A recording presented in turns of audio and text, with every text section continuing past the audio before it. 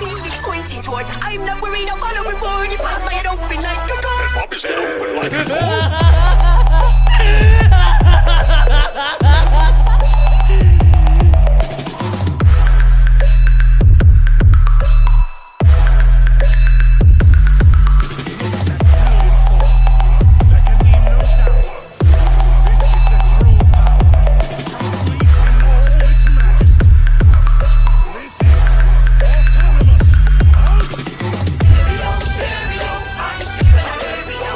इस एपिसोड की स्टार्टिंग में हम देखते हैं गोकू को, जो इस मोमेंट पर अपनी सुपर सैयन 5 ट्रांसफॉर्मेशन में होता है।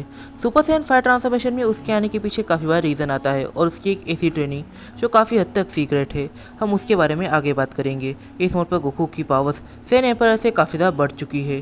फिर सीन पास में शिफ्ट हुआ और हम देखते हैं कि गोकू इस मोड पर ट्रेनिंग कर रहा होता है। तभी गोकू के पास एक सैयन एम्परर आ जाता है। ये सैयन एम्परर शायद से सैयन एम्परर 6 थे। इस मोड पर सैयन एम्परर गोकू से कहता है, तो मिस्टर गोकू, मैंने देखा है तुम्हारी फ्रेंड के पास और तुम्हारे डैड के पास, इन दोनों के पास ही टेल है, तुम्हारे पास टेल क्यों नहीं है? गोकू उसे अपनी पूरी कहानी बताता है। फिर वो सैयन एम्परर गोकू से कहता है, तो तुम्हारे पास टेल नहीं है, इससे तुम कुछ ज़्यादा पावरफुल नहीं हो सकते। यह सुनकर गोकू ज़्यादा शॉक होता है। फिर वो सैयन एम्परर गोकू से कहता है, तो तुम जानते हो कि यहाँ पर सेंस एक दूसरे की टेल कभी कभी उखाड़ कर निकाल लेते थे, तो फिर हमारे पास एक सी टेक्निक्स भी है जिससे हम उन टेल्स को वापस से रीग्रो कर सकते हैं। फिर सैयन एम्परर ने गोकू की इस टेल को रीग्रो कर लिया और इस मोमेंट पर गोकू के पास भी टेल थी और गोकू ने सुपर सैयन 4 इस ट्रांसफॉर्मेशन को भी अचीव किया और इसे पूरी तरह से मास्टर किया। सैयन एम्परर गोकू से कहता है, इसके बाद हेयर ट्रांसफॉर्मेशन तुम्हारे ज़्यादा काम नहीं आएगी, तुम्हें फर ट्रांसफॉर्मेशन का यूज़ करना पड़ सकता है। फिर गोकू ने फर ट्रांसफॉर्मेशन के ऊपर भी ध्यान दिया। उसने अपने पूरी ब्लू हेयर ट्रांसफॉर्मेशन को कंप्लीट कर लिया। इस मोड पर गोकू फर ट्रांसफॉर्मेशन के ऊपर लग जाता है, बट सुपर सैयन 5 को अचीव करने के बाद गोकू इसे पूरी तरह से मास्टर नहीं कर पाया, क्योंकि इसे मास्टर करना उतना भी आसान नहीं है। इसे मास्टर करने के चक्कर में गोकू ना जाने कितने बार ही अपनी हालत खराब कर चुका है। फिर सीन प्रेजेंट टाइम में आता है। हम देखते हैं कि गोकू इस टाइम पर अपनी सुपर सैयन 5 ट्रांसफॉर्मेशन में है और इस मोड पर गोकू के साथ कुछ भी गलत नहीं हो रहा। इसका मतलब कि गोकू ने फाइनली बैटल के बीच में इस ट्रांसफॉर्मेशन को पूरी तरह से मास्टर कर लिया है, जैसे कि उसने मास्टर अल्ट्रा इंस्टेंट को मास्टर किया था।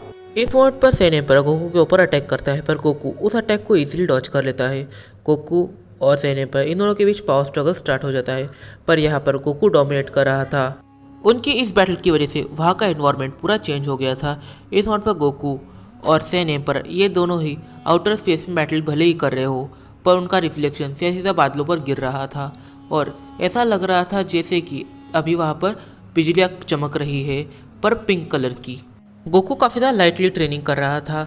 इस मोड पर सैयन एम्परर गोकू से कहता है, ये जो ट्रांसफॉर्मेशन है, ये ट्रांसफॉर्मेशन जिसे तुम यूज़ कर रहे हो, ये काफ़ी ज़्यादा वीक ट्रांसफॉर्मेशन है, पर तुम इसे यूज़ कर रहे हो तो ये इतनी पावरफुल कैसे है, मैं ये सोच रहा हूँ।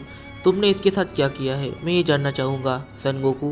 गोकू सैयन एम्परर का जवाब देता है और कहता है, मैंने कुछ ज़्यादा नहीं किया। जो मेरी सील ट्रांसफॉर्मेशन है, जब मैंने सुपर सैयन 4 को अचीव किया, तब मैंने अपनी सील ट्रांसफॉर्मेशन और सुपर सैयन 4 ट्रांसफॉर्मेशन इन दोनों को सेम लेवल पर लाने की कोशिश करी और मैं सुपर सैयन 4 को उस लेवल पर लेके आने में कामयाब हो भी गया। अगर पार्ट 1 इतना स्ट्रांग होगा तो पार्ट 2 उससे ज़्यादा स्ट्रांग होगा, ये कॉमन चीज़ है। सैयन एम्परर गोकू से कहता है, तो मैं देख सकता हूँ तुम एक ट्रू बैटल जीनियस हो। वाकई में मैंने मान लिया तुम्हें, बट मेरा तुमसे एक सवाल है, आखिर तुम उस हाइब्रिड सैयन के साथ कर क्या रहे हो? वो किसी काम की नहीं है, वो फिजिकली भी काफ़ी ज़्यादा कमज़ोर है। फिर सीन शिफ्ट होता है और हम देखते हैं फीमेल सैयन को, जो इस मूवमेंट पर गोकू और सैयन एम्परर इन दोनों की सिर्फ एनर्जी को सेंस कर पा रही थी, पर वो उनकी बैटल को देख नहीं पा रही थी, क्योंकि उनकी बैटल सीरियसली आउटर स्पेस में हो रही है और इस मोड पर फीमेल सैयन सैयन रेल में खड़ी है। पार्ट ऑफ फीमेल सैयन से कहता है, मुझे लगता है कि कैकेरॉट ने उसकी ट्रांसफॉर्मेशन को 100% मास्टर कर लिया है, वरना इससे पहले कैकेरॉट कभी उस ट्रांसफॉर्मेशन में इतनी देर तक नहीं टिका था। इस मोड पर कैकेरॉट अगर इस ट्रांसफॉर्मेशन को हैंडल नहीं कर पाता तो वो इस मोड पर ज़मीन पर आ गिरता और बैटल को हार जाता।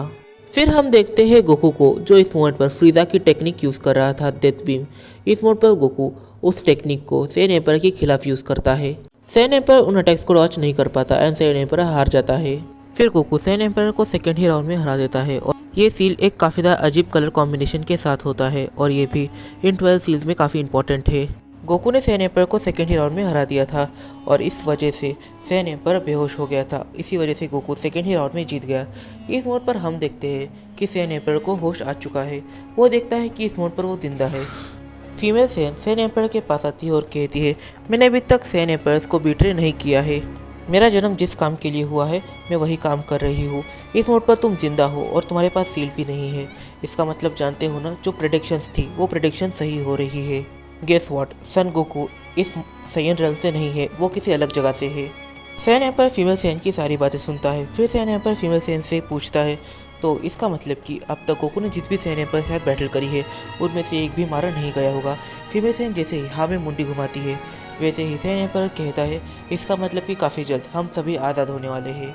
फिर सैन एम्पायर गोकू और बारडॉक इन दोनों से मिलता है और वो गोकू और बारडॉक से काफ़ी अच्छे से बात करता है। क्योंकि अब शाम हो रही थी तो गोकू और बारडॉक वहाँ से निकलने के बारे में सोचते हैं, पर सैन एम्पायर उन्हें रोक लेता है और फीमेल सैन भी कहती है कि आज की रात हमें यहाँ पर रुक जाना चाहिए। सैन एम्पायर गोकू और बारडॉक से कहता है, तो आप आज की रात यहाँ पे रुक रहे हैं तो मैं आपसे कुछ कहना चाहता हूँ। जो आने वाले सैन एम्पायर्स है वो मुझसे भी काफ़ी ज़्यादा पावरफुल होने वाले हैं, तो मैं कह रहा हूँ कि आप 1 महीना मेरे इस जगह पर रुकिए और ट्रेनिंग कीजिए।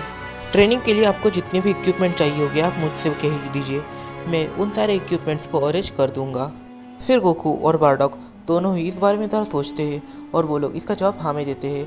वो लोग सैन एम्पायर से कहते हैं कि वाकई में आप काफ़ी ज़्यादा अच्छे हो, हमें लगा था कि आप ज़रा इविल कैटेगरी के होगे, हमें आपसे मिलकर काफ़ी खुशी हुई। फिर गोकू और बारडॉक ये दोनों ही गेस्ट रूम्स में जाकर सो जाते हैं क्योंकि उन्हें ज़रा आराम भी करना था और उठने के बाद ये लोग काफ़ी अलग चीज़ें करने वाले थे। फिर सीन 2 दिन के बाद शिफ्ट होता है। हम देखते हैं कि इस मोमेंट पर सनराइज हो रहा है। गोकू काफ़ी ज़्यादा पीसफुल जगह पर बैठकर मेडिटेशन कर रहा होता है। ऐसा लगता है जैसे कि गोकू इस मोमेंट पर समझ चुका है कि उसे अपने मेंटल हेल्थ पर काम करने की काफ़ी ज़्यादा ज़रूरत है। इससे उसे अपनी लड़ाई में काफ़ी ज़्यादा मदद मिलेगी।